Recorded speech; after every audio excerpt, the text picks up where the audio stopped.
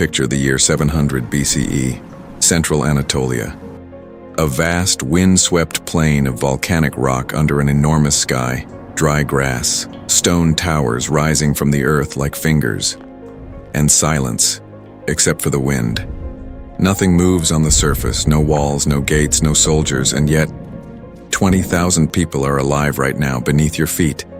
They are cooking meals, feeding animals, teaching children, pressing wine, drawing water from wells that no enemy can find, living a full organized life in complete darkness, inside solid volcanic rock, with not a single visible entrance above them. This is Derinkuyu, and what these people chose to protect, and how they chose to protect it, is one of the most intelligent wealth preservation decisions ever made in human history. In 1963, a man in the Nevşehir province of modern Turkey knocked down a wall during home renovations. Behind it, a room he had never seen.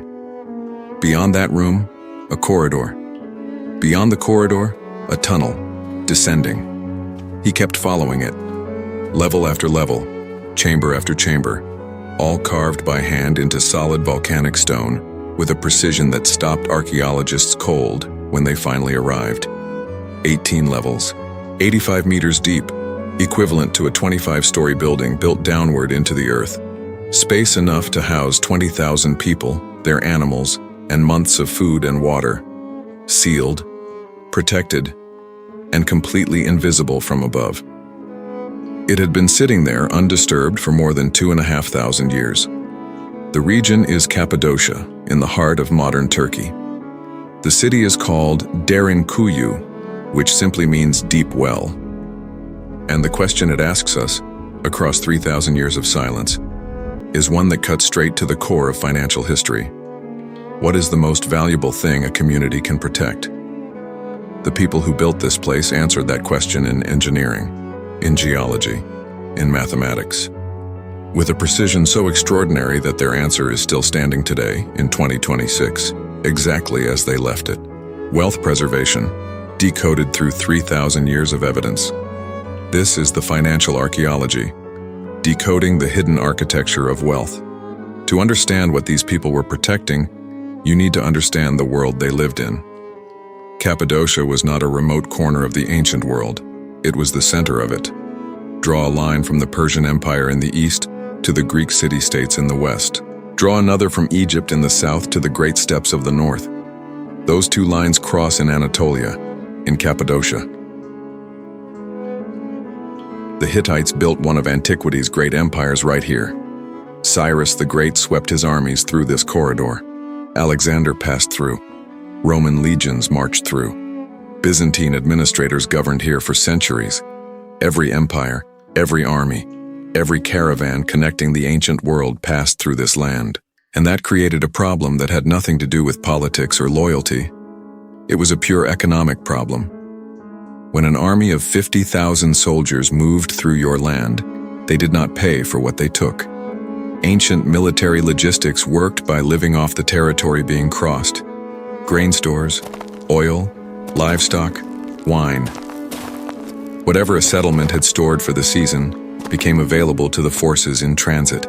This is documented in Greek, Roman, and Persian military records alike. It was standard operating procedure. For a farming community in Cappadocia, this meant one thing: anything visible could be taken. Anything visible. Now, before we go underground, we need to talk about money. Because the choice these communities made only makes complete sense when you understand what was happening to currency in their world.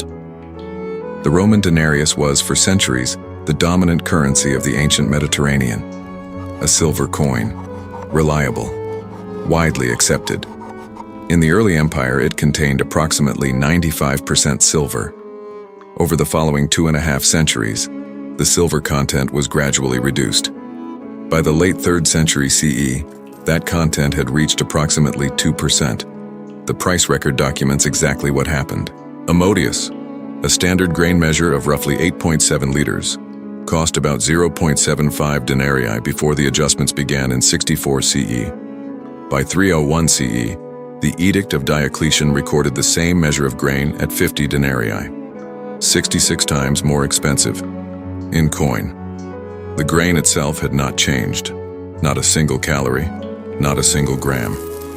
This is how money works when the instrument drifts from the asset it represents. This is inflation explained through the oldest price record we have. This is ancient monetary systems in real time. The grain held, the coin shifted. The people of Cappadocia understood this at a level that went beyond theory. They understood it in their hands, in their fields, in the gap between what a passing soldier offered them and what that offer would actually buy. So they made a decision that changed everything. They moved their real wealth underground. In 370 BCE, 3 centuries after the first tunnels were carved, a Greek military officer named Xenophon was marching his army back through Anatolia after a failed Persian campaign. He was a precise observer, a careful recorder. In his account of the journey, a work called Anabasis, The March Up, he wrote something that archaeologists would spend centuries trying to fully understand. The houses here were underground, with a mouth like that of a well, but below they spread out widely. Entrance ways were dug for the herd animals, but the people descended by ladder. In the houses there were goats, sheep, cattle, birds, and their children.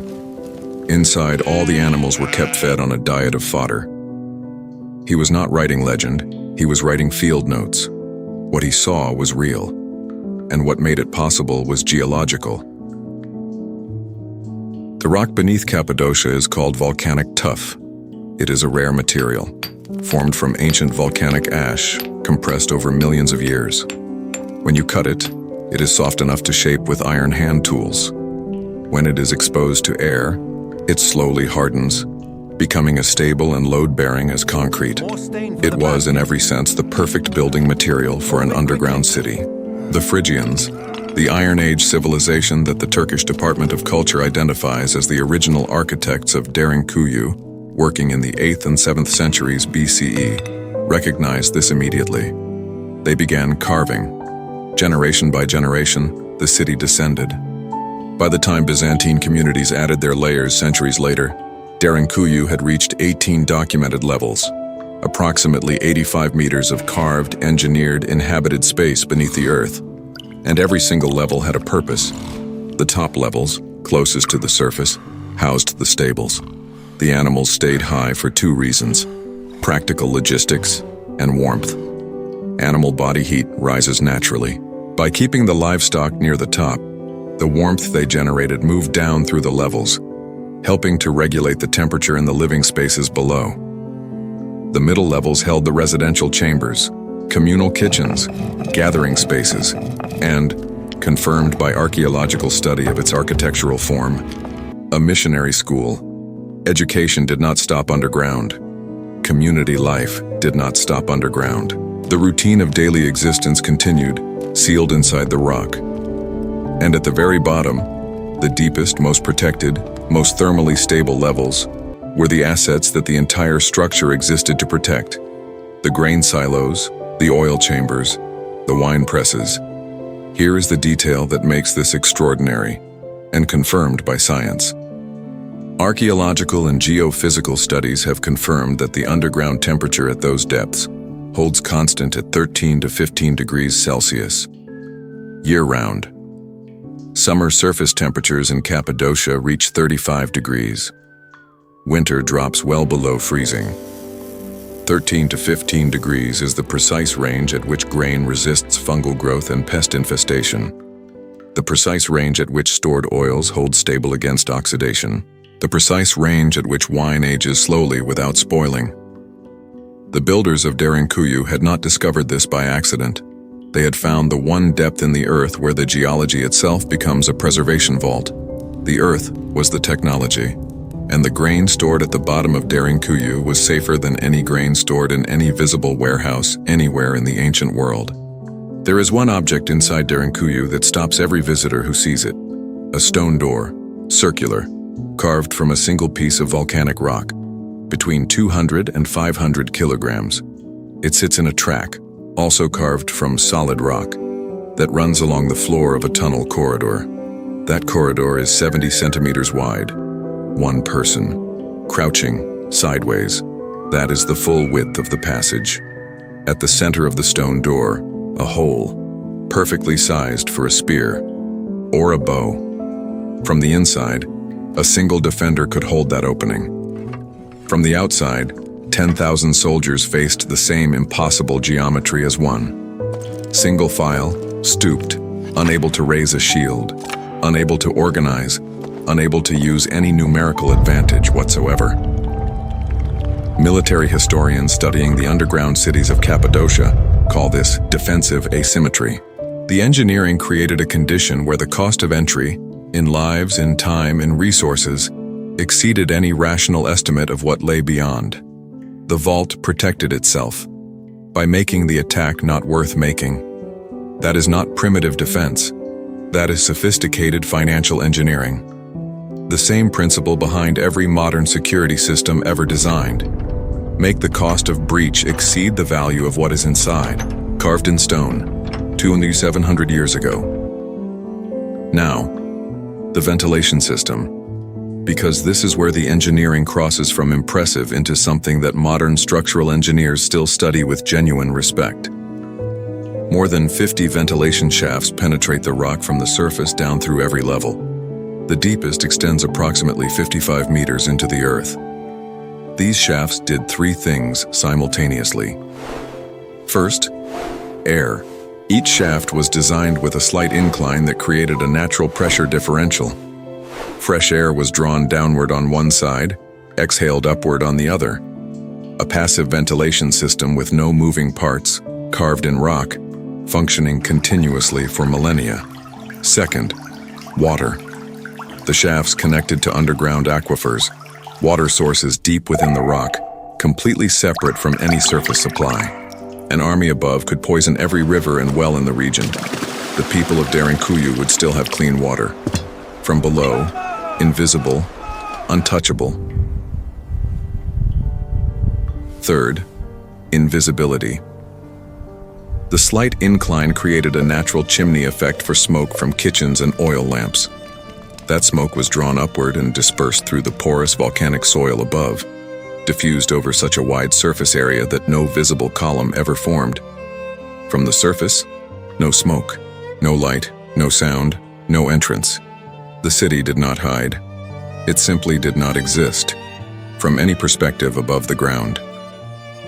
When Turkish Ministry of Culture archaeologists began systematic excavation after the 1963 rediscovery, what they found was not a refuge. It was a complete functioning economic ecosystem. Grain at the deepest levels, wine presses at intermediate depth, stables at the top, water sealed within the rock.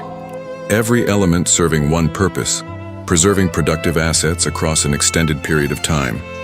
In the language of the modern financial system, asset stratification by risk and liquidity. The most essential holdings in the most protected position, built in volcanic rock, lasting 3,000 years. Let us sit for a moment with the scale of what this actually was. 20,000 people, underground, together. That is not a shelter. That is a city. And running a city underground, with no sunlight, finite air, limited fuel, and an unknown timeline before it was safe to return to the surface, required something that archaeology has documented, but that rarely gets talked about in the same breath as the engineering. It required hidden economics operating at their most fundamental level. It required management. 20,000 people need roughly 2,000 to 2,500 calories per person per day. For a 6-month occupation, a documented estimate for extended underground stays during periods of military pressure. That is an enormous quantity of stored grain, oil, and fermented wine. The silos at the deepest level of Derinkuyu were sized, archaeologists confirm, in proportion to that need. The kitchens were distributed across multiple chambers at the middle levels, not concentrated in one place. This reduced heat buildup, reduced smoke concentration, allowed parallel food preparation for thousands of people at once. The missionary school, confirmed by its architectural form as consistent with Byzantine educational spaces, tells us that even in the depths of an underground occupation, children were taught. Routine was maintained, the social fabric held. And then there is the detail about the oil lamps that changes how you see this entire system. The burn rate of an oil lamp is consistent and calculable. A lamp of a given size burning a given grade of oil consumes a predictable amount of fuel per hour. The people of Derinkuyu knew this, which means the lamps served two functions simultaneously: light and inventory tracking. Every burning lamp was also counting down the remaining supply, and lamp brightness served a third function. In an enclosed space, a dimming flame is an early indicator of reduced oxygen, a signal that ventilation needs attention long before anyone feels the physical effect. The lamps were a monitoring system for the air itself, self-regulating, self-monitoring, designed for autonomous operation across months. The people who built this place were not reacting to a single threat.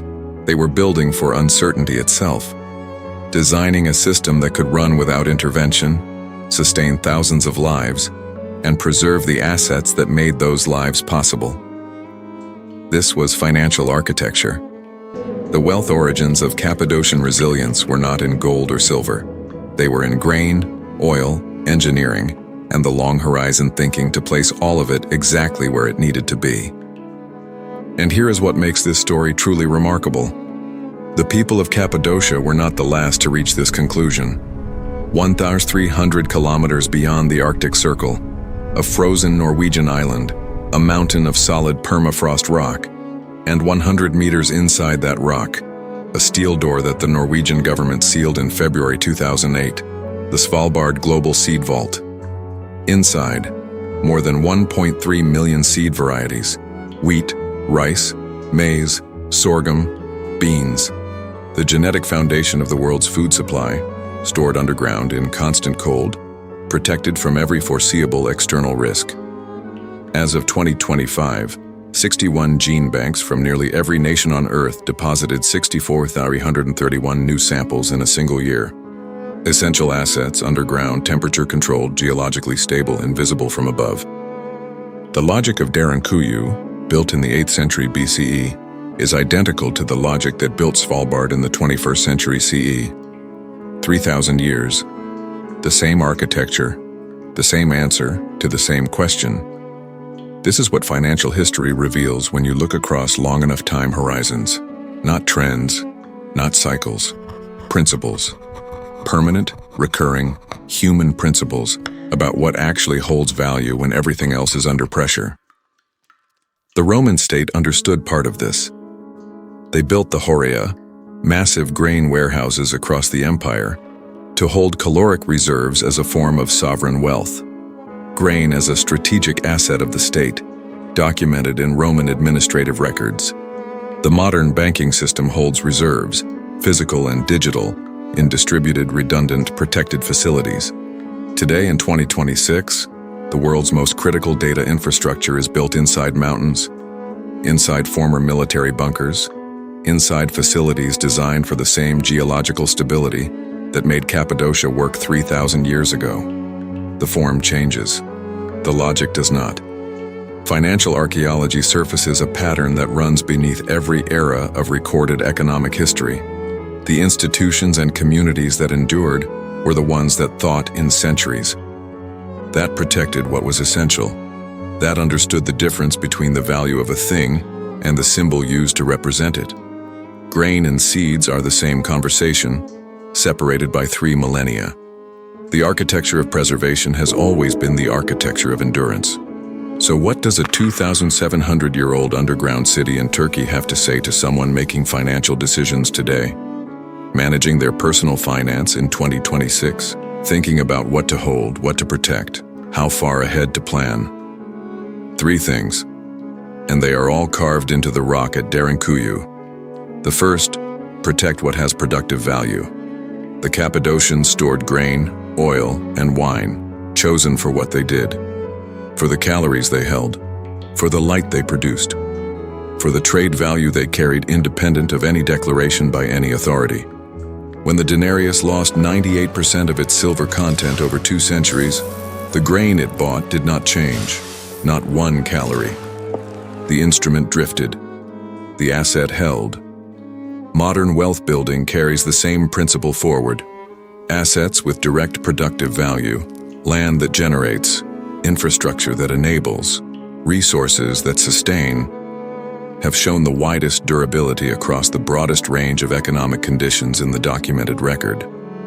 The second, understand what the instrument is and what it is not. The price of grain from 64 CE to 301 CE is inflation explained in its clearest possible form. The grain was constant. The measuring instrument, the denarius, shifted. Anyone who held only the coin and not the grain felt every step of that shift. For anyone thinking about investing today, whether building toward retirement planning, long-term wealth, or simply trying to understand how money works across time, the ancient monetary systems of Rome and Cappadocia offer the same lesson. What you hold matters as much as how much you hold. The third, build for time you cannot see. Derinkuyu was not built in an emergency. It was built over generations, level by level, shaft by shaft, as a deliberate long-horizon infrastructure project. The people who began carving it would never see it completed. The people who used it most would never see it started.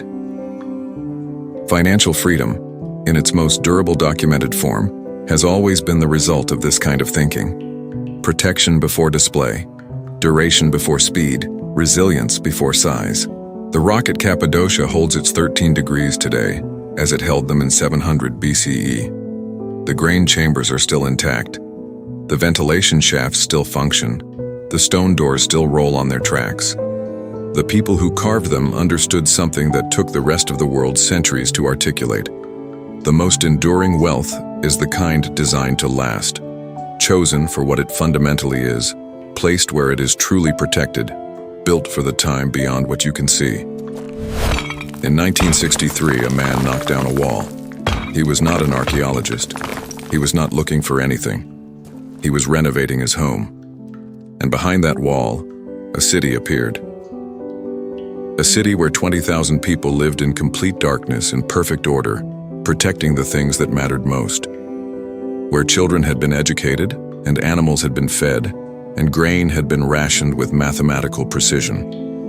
Where the lamps burned and the air moved through shafts that no army above could find, and the stone doors rolled shut from the inside and stayed shut. And then one day, the city was sealed, and it waited. Xenophon documented it in 370 BCE. The Turkish Department of Culture began systematic excavation in the 1960s. UNESCO recognized Cappadocia as a World Heritage Site in 1985. In 2026, archaeologists continue working on the levels that have still never been fully explored. The record is continuous.